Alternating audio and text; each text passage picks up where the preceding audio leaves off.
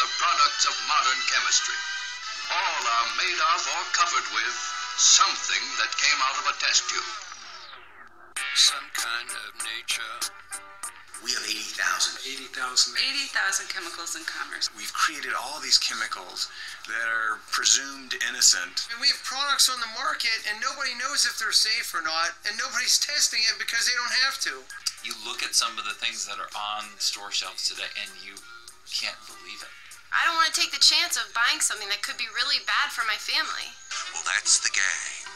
Chances are you bought them already.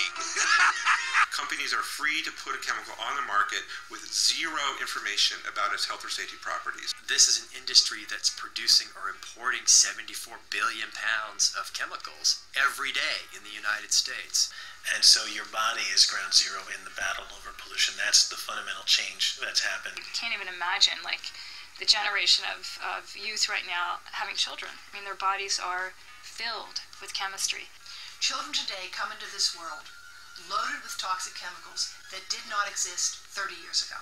For the first time in history, most children in the United States will have a chronic disease sometime during childhood. Toxic chemicals that interfere with reproductive systems, that cause cancers, that interfere with our immune systems, that interfere with development. These things can all be affected by very small amounts of chemicals. Well, somehow we have industrial chemicals floating around in our bodies. You think one of those would be enough, but 232, it's kind of hard to say what's going on. And how these combine in our bodies and what might happen, it is really an unknown. But I can tell you one thing, it's not likely to be good.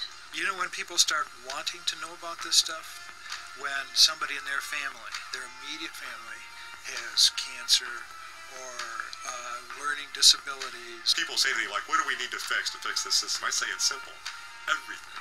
To be healthy requires an effort. And the concern should be not just about us, but more importantly about future generations. And these next 10 to 15 to 20 years, you need to do something about it. The big secret of democracy is that it works. There are choices that people can make. There are things that we can do about it. Each one of us can be that beginning today. The difference between a chance and no chance, the difference between some hope and no hope is a huge difference.